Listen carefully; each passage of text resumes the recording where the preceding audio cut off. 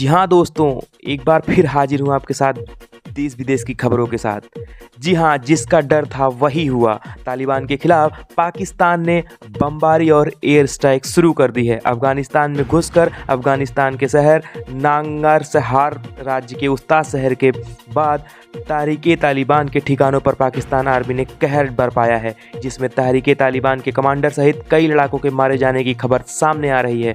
जी हाँ, अमेरिका से मिलते ही पाक सेना के हौसले और बुलंद हो गए हैं और जानकारियां मिल रही हैं कि आने वाले समय में और बड़े हमले अमेरिकी मदद से पाकिस्तान अफगानिस्तान की ज़मीन पर तालिबान के खिलाफ अंजाम देने वाला है। सब कुछ बताएंगे, लेकिन उससे पहले अगर आप चैनल को सब्सक्राइब नहीं किया है तो चैनल को सब्सक्राइब कर दें ताकि इसी तरह की वीडियोस हम आपको देते रहें। दरअसल अमेरिका का साथ मिलते ही पाकिस्तान के हौसले बुलंद हो गए हैं और तालिबान के खिलाफ, आतंकवाद के खिलाफ वह पाकिस्तान जो कहर बनकर टूटता नज़र आ रहा है, जो अफगान तालिबान का खुद दो समझता था, लेकिन अफगान तालिबान ने जैसे ही पाकिस्तान को उसकी औकात दिखाई, पाकिस्तान बौखला गया।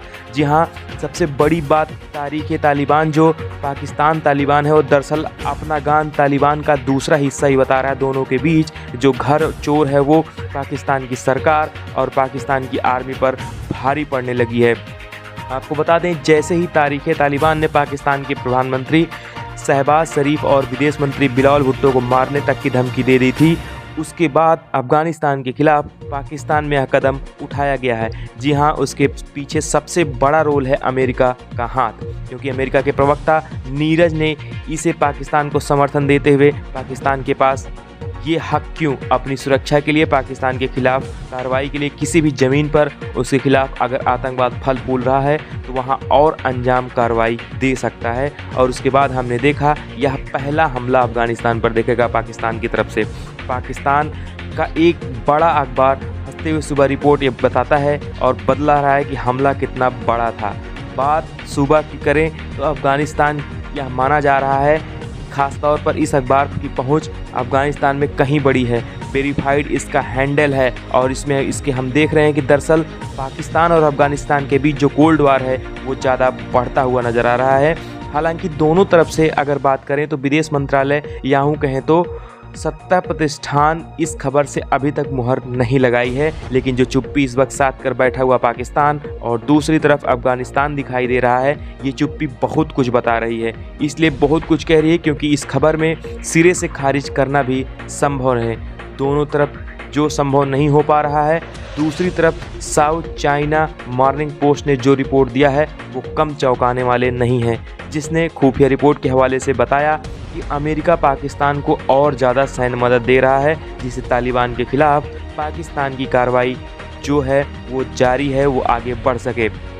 जी हाँ, इस वक्त में जो मौजूदा स्थिति है उसमें पाकिस्तान इसलिए परेशान है क्योंकि तहरीके तालिबान के हमले से ज़्यादा पाकिस्तान इस्लामाबाद से लेकर और अपने आप को लाइन में तमाम पाकिस्तान के इलाके हैं, चाहे खैबर पख्तूनख्वा का इलाका हो या फिर आप देखिए वजीरिस्तान का इलाका हो। जिस तरह से तालिबान ने एक बड़ा गठजोड़ बलूचिस्तान से किया है उस और आज़ादी की मांग कर रहे हैं, वह और भी उग्र होती हुई दिखाई दे रही है। हम आपको बता दें कि आप देख रहे हैं लगातार बलूचिस्तान की आने वाला वीडियो बदला ले रहा है कि किस तरह से बलोच विद्रोही पाकिस्तान आर्मी और उनके सेना पर भारी पड़ रहे हैं। यही गठजोड़ है जो तहरीके तालिबान और बलूचिस्तान का है, वह कहीं ना कहीं सबसे बड़ा गठजोड़ इस वक्त पाकिस्तान की सत्ता के खिलाफ, पाकिस्तान की आर्मी के खिलाफ दिखाई दे रहा है। लेकिन क्योंकि इसकी जड़ें अफगानिस्तान में है, लिहाजा पाकिस्तान की यह बेहद ज़रूरी है कि किस तरह से इस जड़ों को काटा जाए। और इन्हीं जड़ों को काटने के लिए पाकिस्तान के आर्मी चीफ 2 दिनों तक कमांडर कॉन्फ्रेंस किया था। इसके बाद दोनों दिनों में NSC की बैठक चली और उसके बैठक के बाद कुसा शहबाज शरीफ ने किया, जिसके बाद ये प्लान बनाया गया कि अफगानिस्तान की ज़मीन पर तहरीके तालिबान के अड्डे हैं, उस पर पाकिस्तान की आर्मी कार्रवाई करेगी और स्ट्राइक करेगी। जी हाँ, इस बात की घोषणा खुद उन्होंने की थी, पाकिस्तान के इंटीरियर मिनिस्टर राणा सनाउल्लाह ने किया। लेकिन उस घोषणा के बाद जिस तरह से अफगान तालिबान के बिदक गया 1971 की याद जो पाकिस्तान को दिलाई गई अफगानिस्तान की तरफ से, साथ ही यह बदला कि इस तरह के हमले अगर अफगानिस्तान की संप्रभुता को चैलेंज करने की कोशिश करता है पाकिस्तान, तो उसका परिणाम 1971 के तरीके से होगा। उसके बाद ऐसा लगता है कि पाकिस्तान आर्मी और पाकिस्तान की जो सत्ता है वो चुपचाप बैठ जाएगी। लेकिन इसी बीच अमेरिका बीच में कूद जाता है और अमेरिका ने जिस तरह से बयान दिए, जिस तरह का समर्थन दिया, अमेरिका के प्रवक्ता नेस प्राइड ने भी कहा कि पाकिस्तान के पास अधिकार हैं वो आतंकवाद के खिलाफ कार्रवाई करने का, किसी भी ज़मीन पर जाने का। उसके बाद जो है अचानक हालात में बदलाव आए और उस बदलाव के बाद हमने देखा कि पाकिस्तान बड़ी एयर स्ट्राइक को अंजाम देने में तनिक भी देरी नहीं लग रहा है।